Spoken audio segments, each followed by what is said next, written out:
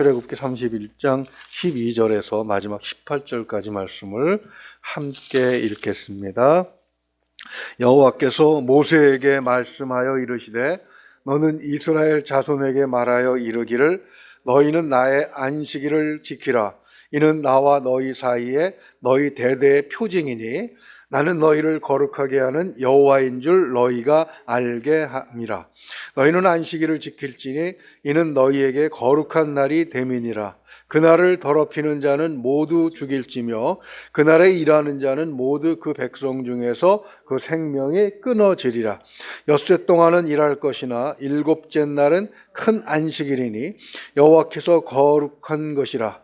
안식일에 일하는 자는 누구든지 반드시 죽일지니라. 이같이 이스라엘 자손이 안식일을 지켜서 그것으로 대대로 영원한 언약을 삼을 것이니 이는 나와 이스라엘 자손 사이에 영원한 표징이며 나 여호와가 엿새 동안에 천지를 창조하고 일곱째 날에 일을 마치고 쉬었음이니라 하라. 여호와께서 시내 산 위에서 모세에게 이르시기를 마치신 때에 증거판 둘을 모세에게 주시니 이는 돌판이요 하나님이 친히 쓰신 것이더라. 아멘. 모세가 시내 산에 올라가서 하나님의 말씀을 받지요. 그것이 출애굽기 20장 1절에서 이렇게 시작을 합니다. 하나님이 이 모든 말씀으로 말씀하여 이르시되. 그리고 오늘 본문 18절을 보게 되면 이렇게 끝이 납니다. 여호와께서 시내산 위에서 모세에게 이르시기를 마치신 때에 증거판 둘을 모세에게 주시니 이는 돌판이요 하나님이 친히 쓰신 것이라. 자, 성경으로 말씀하시는 성경의 권위는 바로 이 말씀이 하나님께로부터 온 것이고 심지어는 두 돌판에 새겨진 것은 하나님께서 직접 기록하여 주신 것이다. 이렇게 말씀하고 있는 것이죠. 18절을 원문으로 보게 되면 법을 하나님께서 손가락으로 쓰신 것이다. 이렇게 직역할 수가 있습니다. 이 권위 있는 하나님의 말씀의 첫 부분은 두 돌판에 친히 기록해 주신 십계명이었습니다. 십계명은 두 부분으로 나누어 있었죠. 1계명에서 4계명까지는 하나님에 관한 것이고 그리고 5계명에서부터 이제 마지막 10계명까지는 사람들 사이에 지켜야 할 도리에 대해서 말씀하신 것입니다. 이 첫 부분의 마지막 4계명이 출애굽기 20장 8절에 이렇게 기록됩니다. 안식일을 기억하여 거룩하게 지키라. 그런데 오늘 말씀, 즉 출애굽기 31장 12절에서 17절까지는 이 말씀을 반복해서 기록하고 있습니다. 그것은 무엇을 말씀합니까? 바로 이 앞부분에 있어서 하신 말씀들, 즉 성막에 관한 것이죠. 성막에 관한 것은 바로 그러니까 이스라엘 백성과 하나님 사이의 관계, 그것을 어떻게 지켜낼 것인가, 그 관계를 어떻게 유지할 것인가에 관한 최종적인 말씀이 바로 무엇으로 결정되는 것입니까? 안식일을 지키는 것으로 이렇게 결론이 나고 있는 것이죠. 물론 여기에 몇 가지 추가적인 것이 있습니다. 10계명에 기록된 것에서 추가적인 것 두 가지를 생각해 볼 수가 있는데요. 첫째는 13절과 16절을 보게 되면 대대로 지켜야 할 이유가 포함되어 있습니다. 하나님과 이스라엘 사이에 관계가 있음을 드러내는 표징이 바로 안식일이다. 성막이라고 말씀하시지 않고 제사장이라고 말씀하시지도 않고 이 안식일을 지키는 것이 하나님과 그 이스라엘 백성 사이에 관계가 있음을 드러내는 그런 표시라는 뜻입니다. 둘째는 14절과 15절 말씀처럼 지키지 않는 자는 죽이라. 어마어마무시한 이런 무서운 명령으로 주어지고 있습니다. 이 말씀을 그대로 본다면 안식일은 지독한 규제입니다. 그리고 강압적인 법규라고 볼 수가 있죠. 사람들은 자유롭기를 원하지 누구에게 속박되기를 원하지는 않습니다. 한번 생각을 해보십시오. 신앙이 의무라고 하면 얼마나 고통스럽겠습니까? 하기 싫은 예배를 해야 하고 내기 싫은 헌금을 내야 하고 억지로 봉사해야 하고 주일 하루 교회 가는 것이 천국 가는 길이 아니라 지옥 가는 그런 길이라고 해야 되겠죠. 예수님 당시에 유대인들은 의무적으로 안식일을 지켜야 했습니다. 그것은 바로 안식일 자체가 무거운 짐이었다는 것이죠. 그래서 주님은 마태복음 11장 28절에서 수고하고 무거운 짐진 자들아 다 내게로 오라. 내가 너희를 쉬게 하리라. 이렇게 말씀을 하신 것입니다. 안식이라는 것은 한자로 보게 되면 편안히 쉬는 날이라는 뜻입니다. 그런데 왜 그날이 짐이 된 것입니까? 또한 주님께서 부활하신 다음에 안식 후 첫날로 바뀌어서 초대교회로부터 지금까지 우리 교회의 주일을 지키는 것이 전통이 되어 왔습니다. 그렇다면 안식일이 주일로 바뀐 뒤에 달라진 것이 있는가? 또 있다면 그것이 무엇인가 한번 생각을 해보려고 합니다. 안식일에 대해서는 너무 많이 말씀을 들어서 식상일까지 하다고 이야기하는 사람도 있지만, 그럼에도 불구하고 안식일에 대해서는 우리가 가끔 생각을 해봐야 되는 것이, 대대로 지킬 것이며 이것이 하나님과 우리 사이에 관계를 드러내는 표시이기 때문이라고 말씀하시기 때문에 결코 소홀히 할 수 없다는 것이죠. 안식일은 그 히브리어로 사바스라고 이렇게 읽습니다. 안식이라면 번역해서 쓰는 한문의 특성상 그냥 쉬는 날로 여기기가 쉬운 경향이 있는데, 유대인의 안식일은 그 6일 동안 열심히 일하고 그 대가로 하루의 휴식을 얻는 것을 의미하는 것이죠. 그러나 안식일에는 쉰다는 개념보다는 더 훨씬 중요한 의미들이 포함되어 있는 것을 우리가 발견해야 합니다. 우리는 먼저 하나님께서 안식하셨다는 그런 말씀을 창세기에서도 볼 수가 있는데, 창세기 2장 2절을 보게 되면 하나님께서 쉬셨다고 그렇게 말씀하시죠. 자, 하나님께서 쉬셨다면 하나님께서도 피곤하시고 하나님께서도 우리처럼 그렇게 지치시는 그런 분인가? 라고 질문할 수 있겠죠. 물론 그렇지는 않습니다. 만약에 하나님께서 아무런 일도 아니하신다면 하나님께서 일하지 않으시는 그 순간에 이 우주는 어떻게 되겠습니까? 그리고 하나님의 백성이라고 하는 우리는 또 어떻게 되겠습니까? 영어 성경에서 뉴 인터내셔널 버전을 보게 되면 안식하셨다, 쉬셨다는 뜻으로 아리에스트, 레스트라는 말을 사용합니다. 그러나 난해주를 보게 되면 시즈라는 말, 그쳤다라는 말을 쓰시는 거죠. 멈추었다.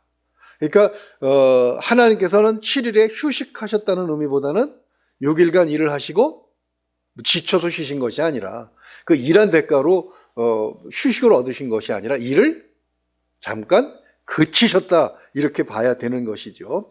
그리고 창세기 2장 3절을 보게 되면 그날을 복되게 하시고 거룩하게 하셨다, 이렇게 말씀합니다. 복되지, 하나님께서 만드신 날이 복되지 않은 날이 어디 있겠습니까? 그럼에도 불구하고 그날을 특별한 날로 정해 주셨다는 것이죠. 그러면서 그날을 지키는 자들을 이제 십계명과 오늘 말씀을 보게 되면 하나님의 백성으로 분명하게 인식되게 하시고, 그리고 그 관계를 외부적으로도 드러나게 하시겠다, 이렇게 말씀을 하고 있는 것입니다. 자, 그렇다면 안식일은 어떻게 지켜야 되는가? 지키지 않는 자는 앞에서 14절, 15절에서 살펴본 것처럼 죽이라고 말씀하십니다. 죽기 싫어서 지켜야 된다면 이 안식일이 얼마나 고통스러운 시간이겠습니까? 그런데 이 본문 가운데 우리가 주의해서 보아야 할 구절이 하나 있습니다. 14절 하반절 말씀인데요. 그날에 일하는 자는 모두 그 백성 중에서 그 생명이 끊어지리라. 그러니까 이 말씀을 문자 그대로 보게 되면 지키지 않는 자신만의 문제가 아니라 심지어는 대가 끊기는 엄청난 저주를 받게 된다는 것이죠. 그러나 이것을 거꾸로 해석을 하게 되면 어떻게 됩니까? 안식일은 바로 하나님의 백성에게 생명을 주는 날이고, 후손에게도 그 하나님의 복이 이어지는 그런 복을 주시는 날이라는 의미로 생각해 볼 수 있는 것이죠. 하나님의 백성이 복을 받지 않으면 어떻게 되겠습니까? 하나님의 백성이 아닌 것이죠. 성경에서 후대가 끊어진다고 하는 의미는 믿음이 연결되지 않는 것을 의미합니다.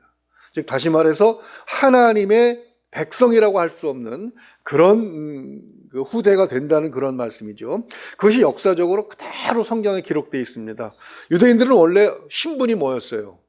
그들이 가나안 땅에 들어오기 전에 애굽의 토예였습니다. 그러니까 그들이 자유인이 되고 가나안 땅의 주인이 된 것은 그들이 하나님과의 관계가 있었기 때문이죠. 이 관계가 끊어지게 되면 그들은 다시 어디로 가야 됩니까?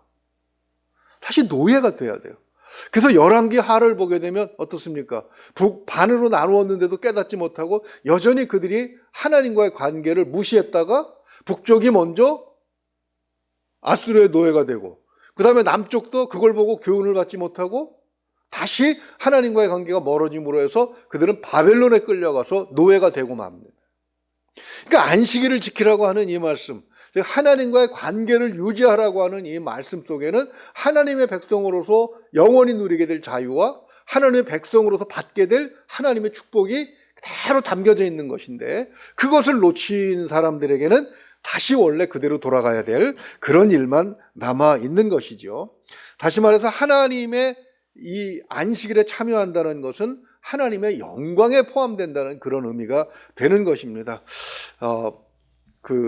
제가 섬기고 있던 그 부교역자 때 목사 안수를 막 받고 부목사로 2년간 섬긴 교회가 있었습니다. 그게 목사님은 늘 자랑이 그거예요. 전두환 대통령의 조찬 기도에 딱 한 번 참석하고 오셨는데 그게 뚜껑뚜껑 자랑이 되더라고요. 그렇지 않습니까? 세상의 대통령, 우리나라 대통령은 5년입니다. 그러고 나면 더 할 수도 없습니다. 그 5년짜리 대통령이 오는 자리에 한번 참석했다는 것만 가지고도 그것이 영광으로 드러낼 수 있고, 실질적으로 어떤 뭐 경찰서를 가거나 또 관공서를 가거나 이렇게 되면 제가 섬기던 교회 목사님이 그 대통령의 조찬기도에 참석했다는 그 하나만 가지고도 굉장한 대우를 받는 걸 제가 봤습니다. 제가 아마 전두환 대통령 때였던 것 같은데, 아무튼 그렇게 높은 사람의 자리에 참여하게 되면 여러 가지 영광이 주어지게 되는데, 하나님의 영광에 참여하는 일에 이런 영광이 있겠죠. 그러나 대통령의 자리에 참여할 때도 여러 가지 자격을 따지는 것처럼 하나님의 안식일에 참여하는 것도 아무나 다는 아니다는 것입니다. 안식일에 누가 참여할 수 있겠는지 10계명에서 4계명은 이것을 명시하고 있습니다. 오늘 본문 말씀에는 빠져 있는데요. 한번 생각을 해보면은 출애굽기 20장 8절에서 10절은 이렇게 기록하고 있습니다. 안식일을 기억하여 거룩하게 지키라. 엿새 동안은 힘써 내 모든 일을 행할 것이나 일곱째 날은 너나 내 아들이나 내 딸이나 내 남종이나 내 여종이나 내 가축이나 내 문 안에 머무는 객이라도 아무 일도 하지 말라. 여기서 너는 누굽니까? 하나님의 백성이죠. 그러니까 하나님의 백성과 하나님의 백성의 슬하에 있는 모든 것, 그것들에게 주어진 조건입니다. 아무나는 아닌 것이죠. 하나님과 우리 사이를 갈라놓는 것이 무엇입니까? 죄지요. 그렇죠? 죄를 지은 사람들은 결국 하나님의 이 안식일에 참여할 자격이 없는 것임을 알 수가 있습니다.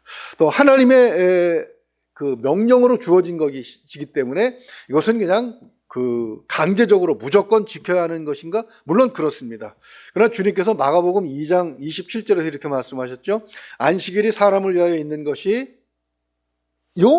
사람이 안식일을 위하여 있는 것이 아니라. 그렇죠? 그리고 주님께서 안식일에 병자를 고치셨고 제자들의 그 행동을 보게 되면 안식일에 밀을 까불려 먹는 것도 허락하셨던 것을 봅니다. 즉 이 말씀은 지켜도 되고 안 지켜도 된다는 것은 아니지요. 안식일을 지키는 것이 사람에게 유익하다는 말씀입니다. 무엇이 유익한 것인가? 에덴 동산에 쫓겨난 아담과 하와는 창세기 3장 17절에서 19절을 보게 되면 그들이 저지른 범죄 때문에 무엇을 하게 됩니까? 여자는 출산을 하게 되는 고통을 겪게 되고, 남자는 그 들에 나가서 땀을 흘려 갈아야만 가족을 먹여 살릴 수 있는 그런 존재들이 됩니다. 하나님께서 6일간 일하시고 쉬셨다는 것은 사람에게도 그렇게 하는 것이 유익하다는 것을 말씀하시는 것이죠. 쉬지 않고 노동을 하는 것은 사람에게 크게 도움이 되지 않습니다. 즉 사람이 떡으로만 사는 것이 아니라 하나님의 말씀으로 사는 것이기 때문에 육체의 일을 열심히 했다면 하루 정도는 쉬고 영의 양식을 섭취하는 것, 그것이 삶에 훨씬 유익하고 복되다고 하는 것을 실질적으로 생각해 볼 수 있는 것입니다. 자, 그렇다면 안식일은 어떻게 지내는 것이 가장 유익한 것인가? 철저하게 하나님과의 관계된 시간으로 구별을 해 놓는 것이 좋고요. 그 다음에 성례의 말씀, 즉 하나님의 말씀을 보는 것, 그리고 그 말씀의 의미를 묵상하는 것, 이것이 안식일의 참된 의미고 핵심이지요. 그리고 세 번째로 생각해 볼 수 있는 것은 안식일은 하나님과 이웃을 섬기는 날로 보내야 합니다. 주님이 하신 말씀이 바로 그것이죠. 안식일이 사람을 위하여 있는 것이다. 사람이 안식일을 위하여 있는 것은 아니다. 그러니까 안식일에 이웃을 돕고 다른 사람의 생명을 살리는 이런 일을 하는 것은 오히려 하나님의 뜻에 부합하는 일이라고 말씀을 하신 것입니다. 자, 이제 한 가지 문제만 우리가 더 간단하게 해결을 하고 넘어가죠. 우리가 종종 질문을 받습니다. 안 믿는 사람들에게 질문을 받고 신앙을 가진 사람들에게도 질문을 받습니다. 구약 성경에서는 안식일을 지키라고 했는데 왜 교회는 주일을 지키는가?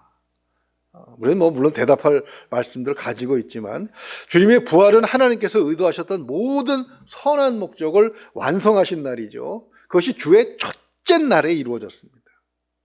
초대교회 성도들은 사실 안식일도 지키고 부활하신 주의 첫날도 같이 지켰습니다. 그러다가 점점 어떻게 옮겨와요? 하나님께 예배하는 날이 주일로 옮겨온 것을 고린도전서 16장 1절과 2절에서 발견이 됩니다.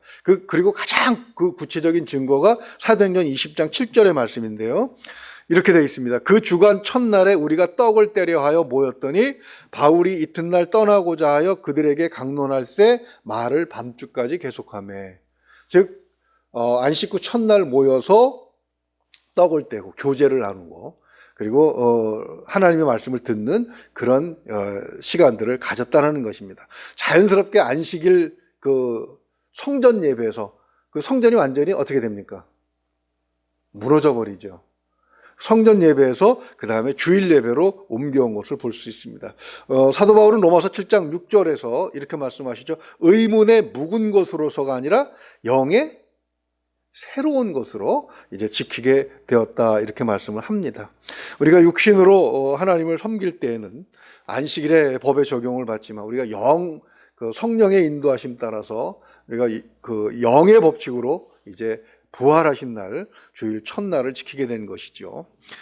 쉬실 수도 없고 쉬실 필요도 없는 하나님께서 안식일을 제정하셔서 모범을 보여주신 것은 우리도 안식일을 거룩하게 보내야 할 종교적인 의무를 지닌다고 볼 수 있습니다. 그러나 안식일은 단지 의무가 아니라 앞에서 우리가 살펴본 것처럼 사람을 위해서 만들어주신 하나님의 은혜의 한 방편이라고 볼 수 있는 것입니다.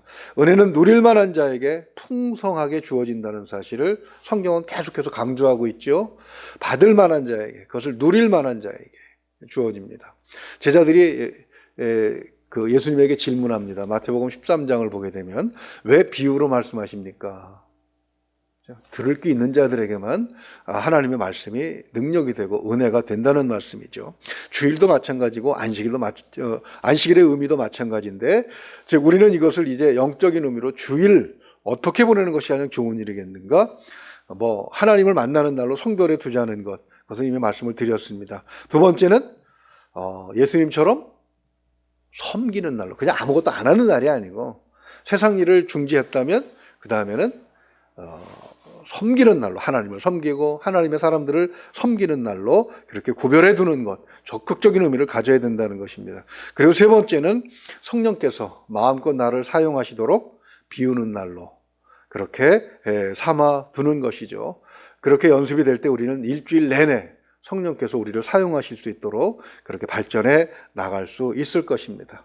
이렇게 첫날인 주일을 지키면 나머지 6일도 주의 은혜를 충만하게 누릴 수 있게 될 것입니다. 주일을 거룩하게 지킴으로 해서 6일도 하나님의 은혜 가운데 복을 충만하게 받는 우리 모두가 될 수 있기를 주님의 이름으로 축원을 드립니다. 기도하겠습니다.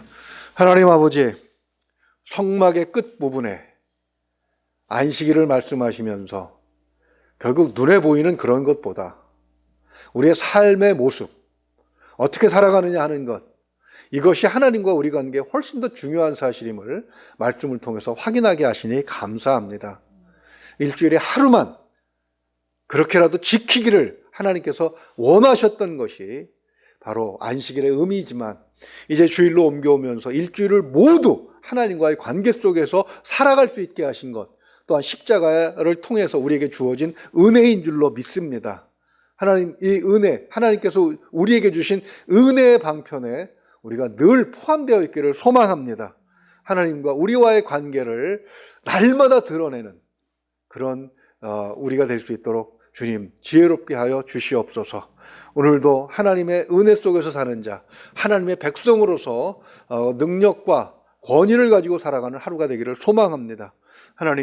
하나님께서 약속하신 것을 모두 누리는, 그리고 받아 누리기에 합당한 우리가 되기에 부르신 줄로 믿습니다. 하나님, 사용할 수 있게 하여 주시옵소서. 용기 있게 하여 주시옵소서. 결과를 체험할 수 있게 하여 주시옵소서. 자랑할 수 있게 하여 주시옵소서. 믿고 의지하며 우리 주 예수 그리스도 이름으로 기도하옵나이다. 아멘.